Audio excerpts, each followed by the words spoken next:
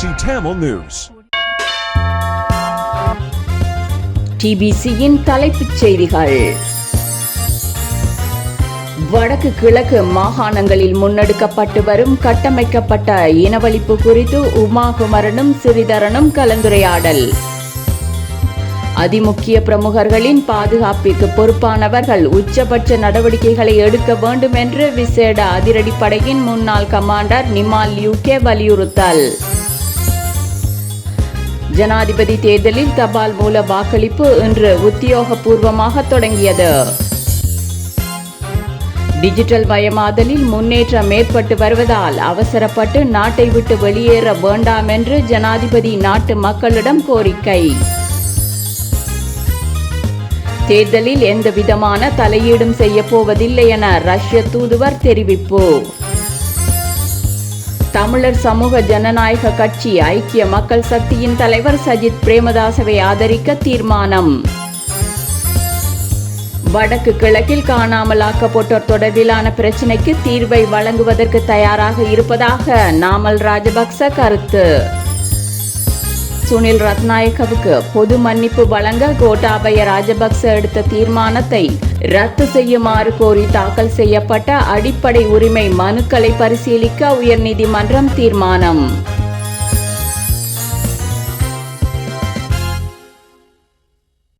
வணக்கம். நீங்கள் இணைந்திருப்பது TBC-யின் மாலை நேர தமிழ் செய்திகளுடன். விளம்பர இடைவேளையின் பின் செய்திகள் தொடரும்.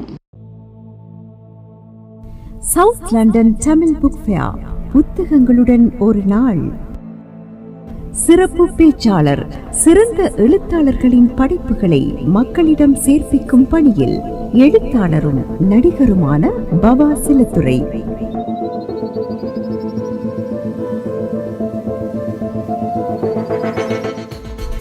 ஐக்கிய ராச்சியத்தில் பல பிரதேசங்களில் கதை சொல்லி நடிகர் பாவா செல்லத்துரை பேசுகிறார்.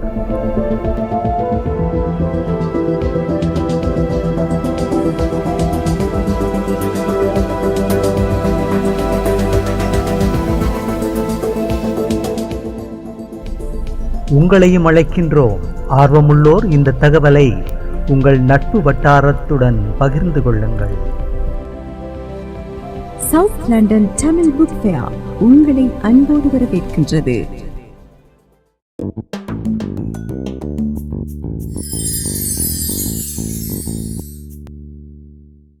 இனி விரிவான செய்திகள். இலங்கை தமிழரசு கட்சியின் பாராளுமன்ற உறுப்பினர் சிறிதரனுக்கும் பிரித்தானிய பாராளுமன்ற உறுப்பினர் உமா குமரனுக்கும் இடையிலான சந்திப்பின் போது தமிழ் மக்களுக்கு எதிராக அரசினால் புரியப்பட்ட இனப்படுகொலை மற்றும் அதற்கான நீதி குறித்தும் தற்போது வடக்கு கிழக்கு மாகாணங்களில் முன்னெடுக்கப்பட்டு வரும் கட்டமைக்கப்பட்ட இனவழிப்பு குறித்தும் விரிவாக கலந்துரையாடப்பட்டது.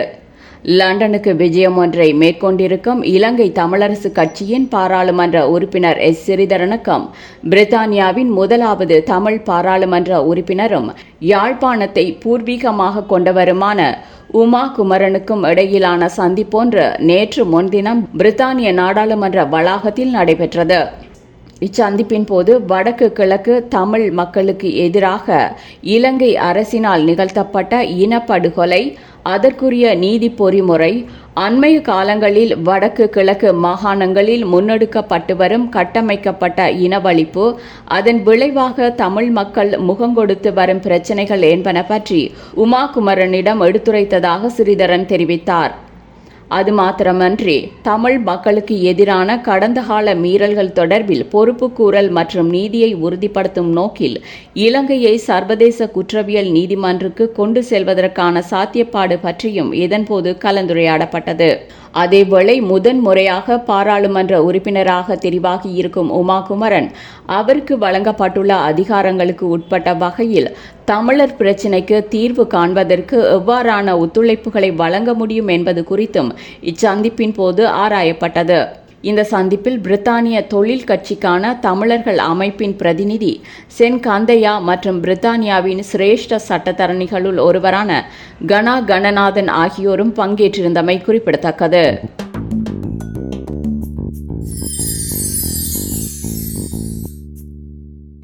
ஜனாதிபதி தேர்தலுக்கு முன்னரான காலப்பகுதியில் துரதிருஷ்டவசமான எந்த சம்பவமும் இடம்பெறுவதை தடுப்பதற்கு அதிமுக்கிய பிரமுகர்களின் பாதுகாப்பிற்கு பொறுப்பானவர்கள் உச்சபட்ச நடவடிக்கைகளை எடுக்க வேண்டும் என்று விசேட அதிரடிப்படையின் முன்னாள் கமாண்டரான ஓய்வு பெற்ற சிரேஷ்ட பிரதி போலீஸ் மா அதிபர் நிமால் லியூகே வலியுறுத்தியுள்ளார்.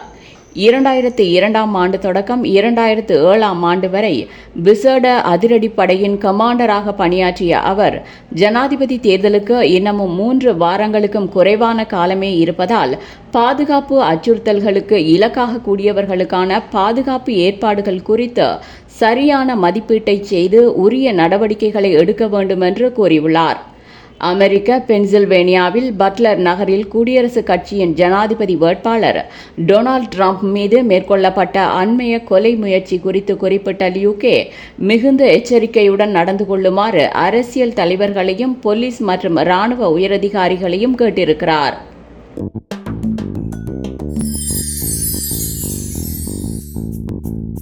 ஜனாதிபதி தேர்தலில் தபால் மூல வாக்களிப்பு இன்று உத்தியோகபூர்வமாக தொடங்கியது. 7 லட்சத்திற்கும் அதிகமானவர்கள் தபால் மூலம் வாக்களிப்பதற்கு தகுதி பெற்றிருக்கிறார்கள். நாடு முழுவதும் உள்ள மாவட்ட செயலகங்களிலும் தேர்தல் ஆணைக்குழு அலுவலகங்களிலும் தபால் மூல வாக்குகளை பதிவு செய்யலாம் என்று தேர்தல்கள் ஆணைக்குழு அறிவித்திருக்கிறது. போலீசாரும் ஆயுத படைகளும் சிவில் உத்தியோகத்தர்களும் இன்றும் நாளையும் நாளை மறுதினமும் தபால் மூல வாக்குகளை பதிவு செய்யலாம். இந்த 3 தினங்களிலும் வாக்குகளை பதிவு செய்ய இயலாதவர்களுக்கு எதிர்வரும் 11, 12ஆம் திகதிகளில் வாய்ப்பளிக்கப்பட்டிருக்கிறது.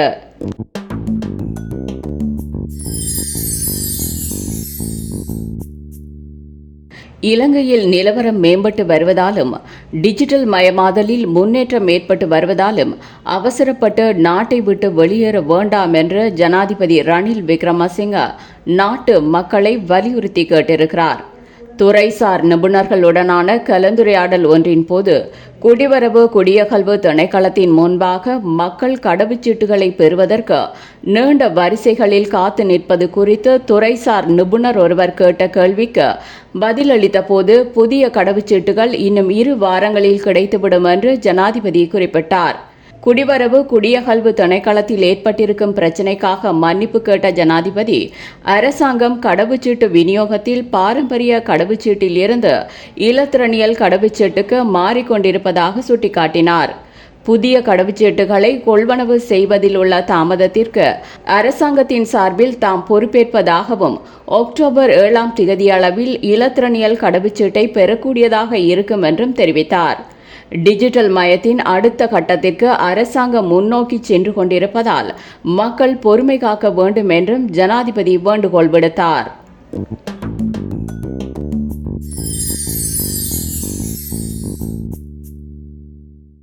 தேசிய ஜனநாயக முன்னணியின் ஜனாதிபதி வேட்பாளர் கலாநிதி விஜயதாச ராஜபக்ச தனது தேர்தல் விஞ்ஞாபனத்தை நாளை காலை 10 மணிக்கு கொழும்பு இலங்கை மன்ற கல்லூரியில் வெளியிட்டு வைக்கவிருக்கிறார்.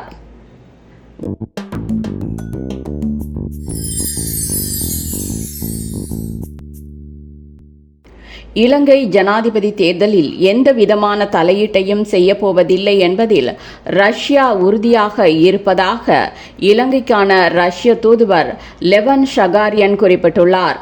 தங்களது தலைவரை தெரிவு செய்வதில் இலங்கை மக்களுக்கு இருக்கும் உரிமையை தனது நாடு மதிப்பதாக அவர் குறிப்பிட்டிருக்கிறார். இலங்கையின் சமநிலையான வெளியுறவு கொள்கையை பாராட்டிய அவர் 2 நாடுகளுக்கும் இடையிலான உறவுகளில் நடுநிலைத்தன்மையும் நட்புணர்வும் தொடரும் என்று நம்பிக்கை வெளியிட்டார்.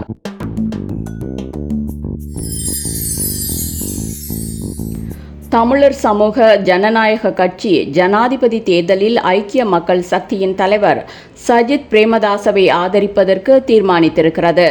அந்த கட்சியின் பொதுச் செயலாளர் வை விக்னேஸ்வரன் கையெழுத்திட்டு இது தொடர்பாக இன்று வெளியிட்டிருக்கும் அறிக்கையில் வடக்கு கிழக்கில் செயற்படும் தமிழ் முஸ்லிம் கட்சிகளின் நிலைப்பாடுகளையும் மலையக அரசியல் கட்சிகளின் நிலைப்பாடுகளையும் கருத்தில் எடுக்கப்பட்ட பின்னரே தங்கள் கட்சி பிரேமதாசவை ஆதரிக்கும் முடிவை எடுத்ததாக கூறியிருக்கிறார்.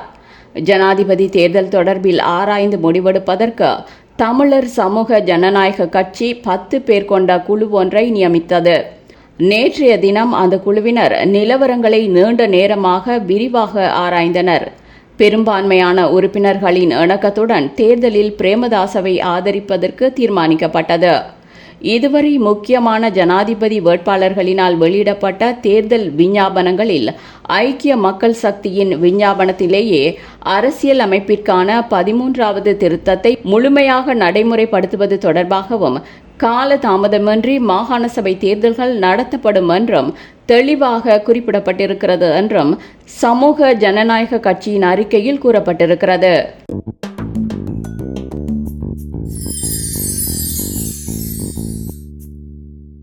வடக்கு கிழக்கில் காணாமல் ஆக்கப்பட்டோர் தொடர்பிலான பிரச்சினைக்கு தீர்வை வழங்குவதற்கு தயாராக இருப்பதாக ஸ்ரீலங்கா பொதுஜன பெரமுனவின் ஜனாதிபதி வேட்பாளர் நாமல் ராஜபக்ச கூறியுள்ளார்.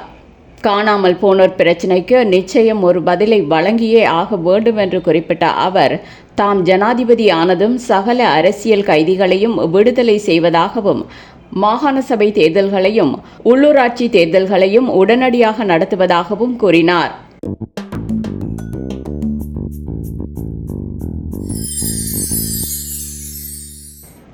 யாழ்ப்பாணம் மிருசுவில் 8 பேர் கொலை வழக்கில் குற்றம் சாட்டப்பட்டு மரண தண்டனை விதிக்கப்பட்ட முன்னாள் இராணுவ சார்ஜன் சுனில் ரத்நாயக்கவுக்கு பொது மன்னிப்பு வழங்குவதற்கு முன்னாள் ஜனாதிபதி கோட்டாபய ராஜபக்ச எடுத்த தீர்மானத்தை ரத்து செய்யுமாறு கோரி தாக்கல் செய்யப்பட்ட அடிப்படை உரிமை மனுக்களை ஜனவரி 15ஆம் திகதி பரிசீலிப்பதாக உயர் நீதிமன்றம் அறிவித்துள்ளது.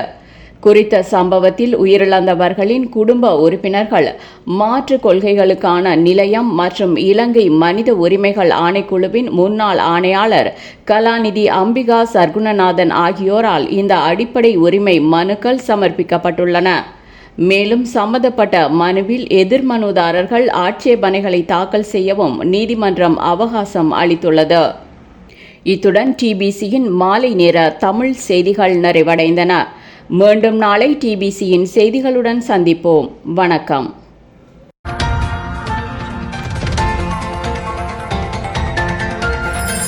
TBC Tamil News.